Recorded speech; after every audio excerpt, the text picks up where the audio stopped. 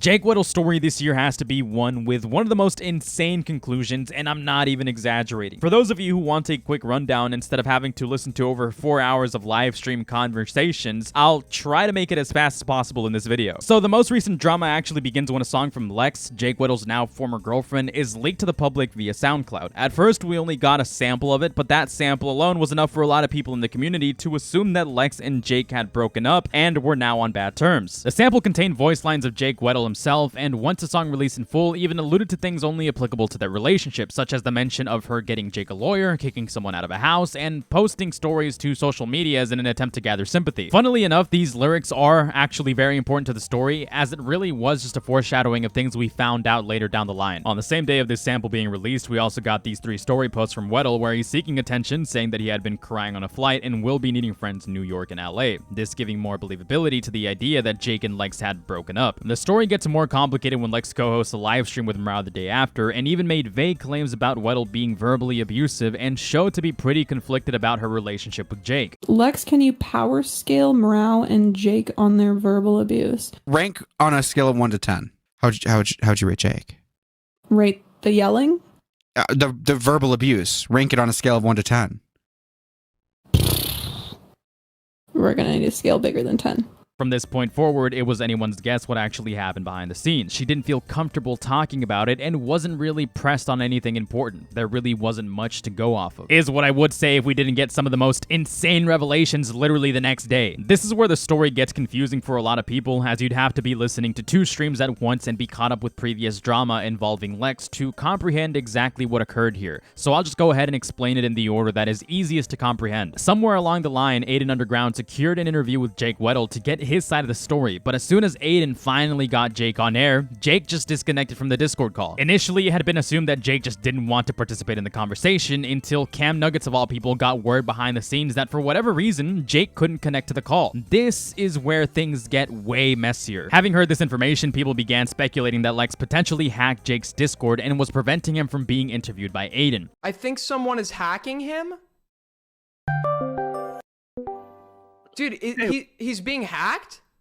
I think so. He was literally calling me. Yeah, and then it cuts out and he blocks out of nowhere, and then it's like shit's fucking up. It looks like his account's like deleted or something, because like it didn't even show him leave the group.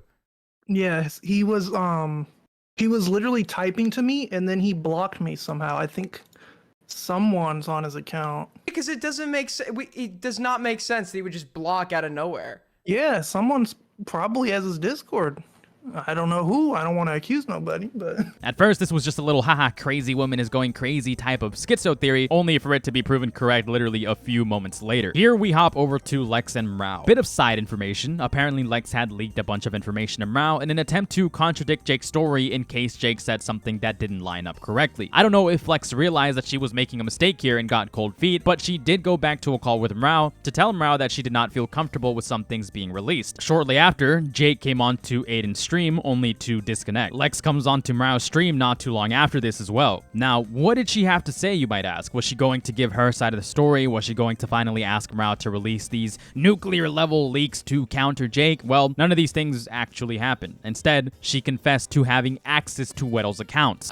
I'm trying to save Jake from himself right now, because if he does fucking speak up, my hand is forced. You're trying to save Jake from himself from doing what? I don't want him to force my hand for us to release those recordings, because I'm gonna have to if he says some fucked shit.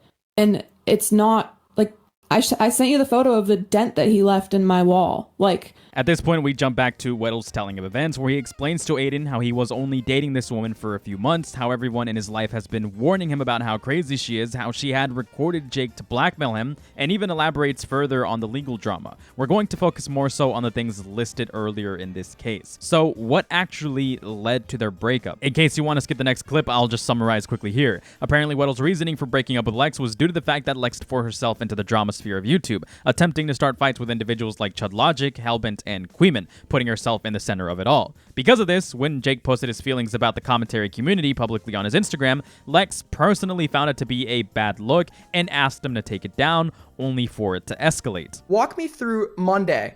and the 5 days leading up to Monday and the breakup. Yes, and she goes, take your story down. And I go, what? I'm not gonna take my story down. And then she goes, all right, well then I guess I'll pay for half your hotel tonight. And I was like, what? And she's like, yep, I don't want you here. I don't feel comfortable with you here because you don't care for my feelings. And I'm like, what are you talking about? Like, and I was upset. Like, of course, like I was confused. I was a little heartbroken that you're kicking me out of, I'm in a foreign country and you're kicking me out of your house. And she's like, I'm saying I'll pay for half your hotel.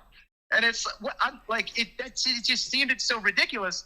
And then, you know, I was upset. You know, I was alternating between being angry and being sad. You know, when you're in a relationship, it's emotionally tenuous, you know, but like a normal level. So I'm packing my stuff and I'm crying. You guys know me. I'm crying. And she says, better hurry because I'm going to call the police, you know? And I'm like, I'm packing, you know? Like I'm looking for my camera, putting my stuff together. And then the police were there.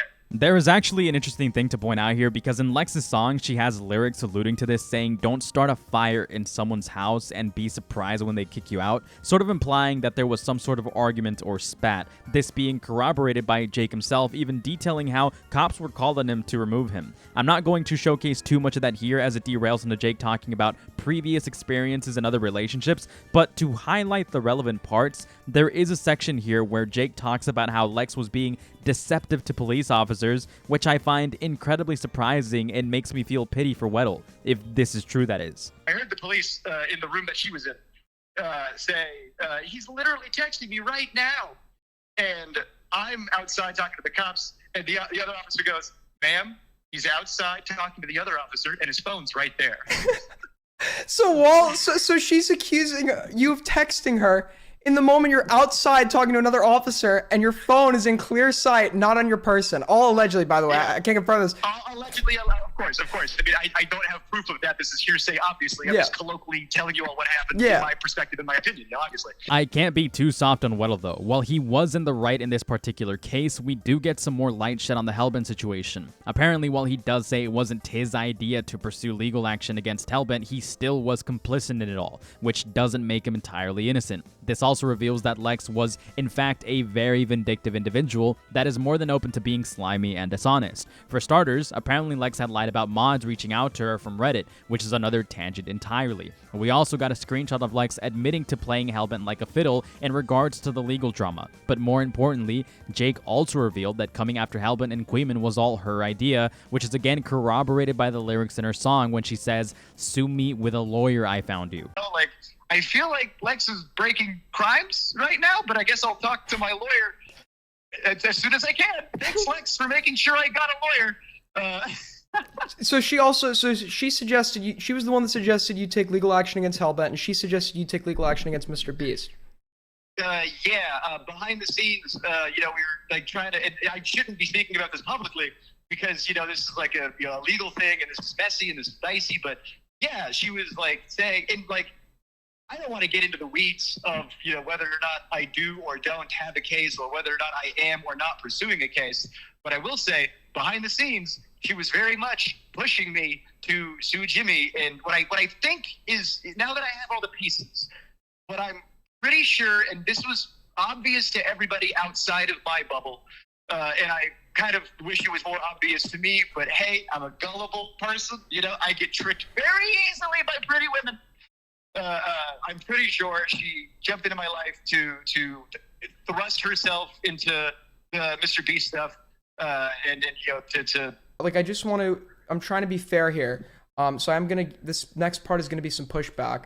Okay, sure. But AIDS gang represent, okay? Essentially, you're kind of putting the Hellbent stuff, a lot of it on Lex, like the idea to sue or whatever, but it seems... I was upset at Hellbent for that. Like, I was definitely, like, I didn't like that she did that, and I do think what she did was scummy and lame and cringe. But all I'm putting on Lex is that she was one of the people that was... she was the only person. She was the person who was like, we should sue, let's sue. I was probably, like, backing her up I was probably backing her up. Yeah, I was like, oh, God, here we go. I was backing her up because she was my partner. Exactly, and obviously, like, because here you were on Twitter, citing the legality of it. Yeah. So obviously, like this isn't entirely on her, right? You have agency, as an adult. Oh, sure, yeah. I did back up Lex on that publicly because she's my partner. Yes. Yes. Okay. So a lot of this bad shit a lot of this bad shit, the ideas that she had initiated, you had like, instead of doing anything about it, you had supported it. I was under the Lex influence. Yes. Okay. So there is a level. I'm just clarifying for everybody. I'm not saying like.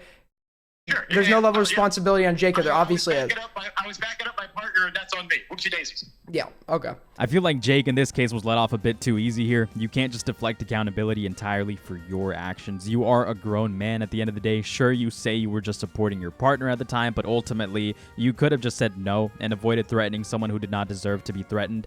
Jake isn't entirely innocent and deserves a lot more scrutiny for this, in my opinion. I can't say I don't sympathize with Jake Weddle a little bit, though. Only a little. Imagine believing you were in love with someone that would leak you breaking down in their DMs and record a very tame argument with you to try to smear you as this verbally abusive individual. And let's not forget the song that started it all, where she claims you are the problem and feels bad for your exes that were allegedly also abusive towards you. This all stemming from a 3-month relationship, by the way. That being said, this was just a quick summary of the situation that occurred. There is a lot more to this. There's so many details that I can't fit in a 10-minute video, so I encourage all of you to go and subscribe to Aiden Underground and Morale Live and try to look into their respective coverage. I don't want to poach too much of their content, so it's only fair to wrap up the video here. That's all I got for today. Later.